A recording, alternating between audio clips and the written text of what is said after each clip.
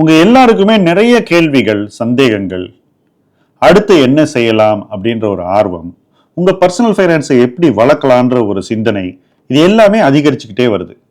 But இது எல்லாத்துக்கும் answers ஈஸியாக கிடைக்குதா அப்படின்னு பார்த்தீங்கன்னா கிடைக்கல.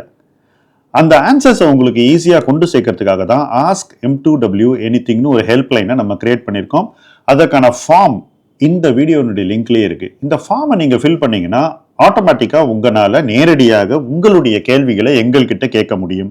உங்களுடைய பர்சனல் ஃபைனான்ஸ் சார்ந்த சந்தேகங்களை நீங்கள் தீர்த்து கொள்ள முடியும். அது மட்டும் இல்லை, அடுத்தது என்ன செய்யலாம், யார்கிட்ட எப்படி ஆலோசனை வாங்கலாம், ஆலோசனை பெற்று எப்படி வளரலாம்ன்ற அந்த ஒரு தேடல்லையே நீங்க ஈடுபட முடியும். இது எல்லாமே உங்க முன்னாடி இருக்கக்கூடிய சாய்ஸ்.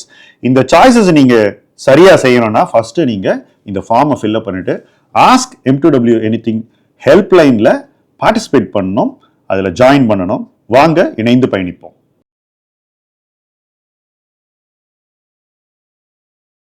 ஃப்ரெண்ட்ஸ், இந்த முதலீட்டு களம்ல நான் பேச போற தலைப்பு ஸ்மால் கேப் முதலீட்டில் வெல்வது எப்படி. கேட்ச் தெம் யங் என்று சொல்வார்கள். நிறைய வளர்ச்சிக்கு வாய்ப்புள்ள ஒரு நிறுவனத்தை அது ஒரு சிறு நிறுவனமாக இருக்கும் போதே வாங்கிவிட்டால் அந்த நிறுவனம் வளர வளர அதன் மதிப்பு கூடிக்கொண்டே போகும். கூடிக்கொண்டே போகின்ற அந்த மதிப்பு நமக்கு சாதகமாக அமையும். இத்தகைய ஒரு வளர்ச்சி ஒருவருக்கு ஒரு பங்கின் முதலீட்டு மதிப்பில் 20 மடங்கிலிருந்து 100 மடங்கு வரைக்கும் கூட கொடுத்ததாக வரலாறு இருக்கு. அதை விட அதிகமாகவும் கொடுத்திருக்கு. ஒரு சின்ன உதாரணம் சொல்றோம். 2001 ஒரு இன்ஸ்டிடியூஷன் கிட்ட இருந்து நான் ஒரு பங்கை வாங்கினேன். அன்னைக்கு அந்த நிறுவனத்தினுடைய மதிப்பு வெறும் 23 கோடி ரூபாய். 23 கோடி ரூபாய் மதிப்பு தான் அந்த நிறுவனத்துக்கு அந்த காலகட்டத்தில் இருந்தது. அங்கிருந்து மடமடன் வளர்ந்து 7-8,000 கோடி ரூபாய் வரைக்கும் அந்த நிறுவனம் இந்த 19 ஆண்டுல அடைந்திருக்கிறது.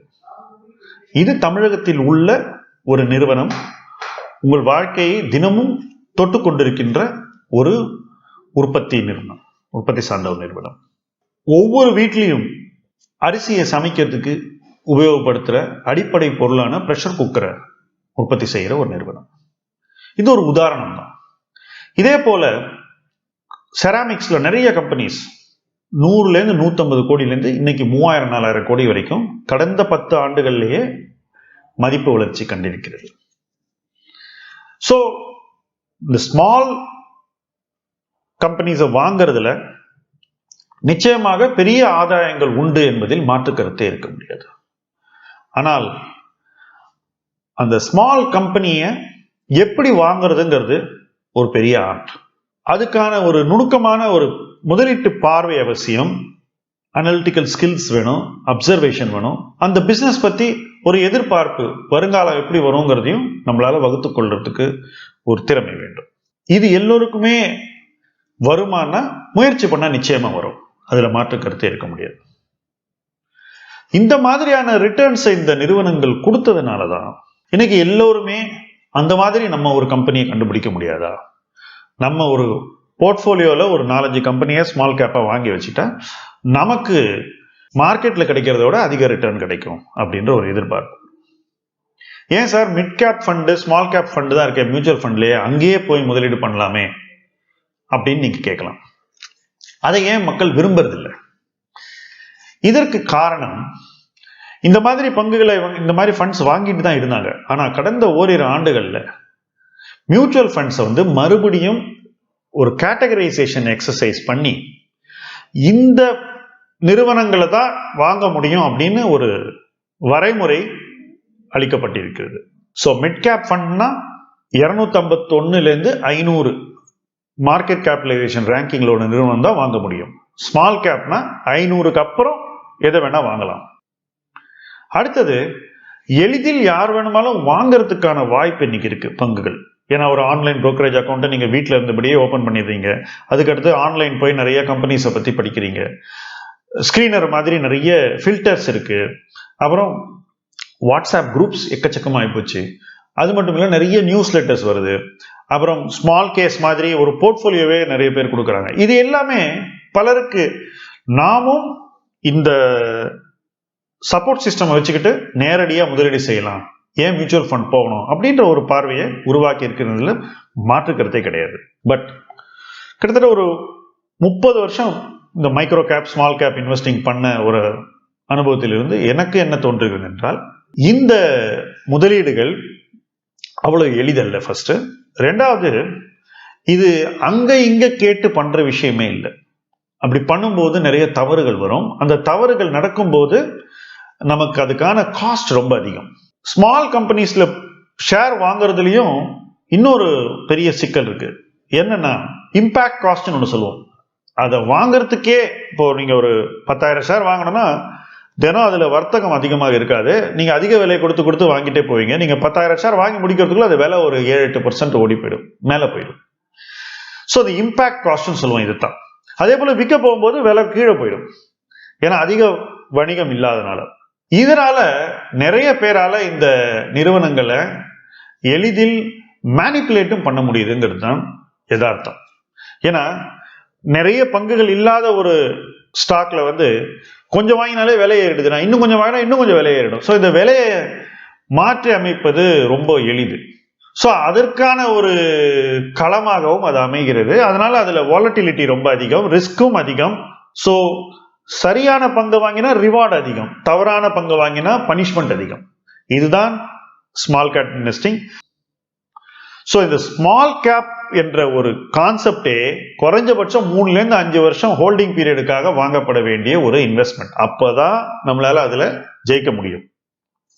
வாங்கிட்டு அடுத்த குவார்டர் ரிசல்ட்டுக்கு விற்கிறது, உடனே ஏறிப்படும். அந்த மாதிரியான ஒரு வணிக போக்கு உள்ள முதலீடுகள் இதுல ரிஸ்க் அதிகமாக எதிர்கொள்ள வேண்டி வரும். ஒரு நிறுவனத்தை அது ரொம்ப யங்கா இருக்கும்போது வாங்குறதும் அது ஒரு மெச்சூர் ஸ்டேஜ் வர வரைக்கும் வைத்துக் கொள்வதும் தான் இந்த ஒரு முதலீட்டு அணுகுமுறையுடைய சீக்ரெட் ஆஃப் த சக்சஸ் சொல்லலாம். ஸோ நீங்க அதுல சக்சீட் பண்ணணும்னா நீங்க வாங்கி நிறைய நாள் ஹோல்ட் பண்ணி அதுக்கப்புறம் தான் விற்கணும்.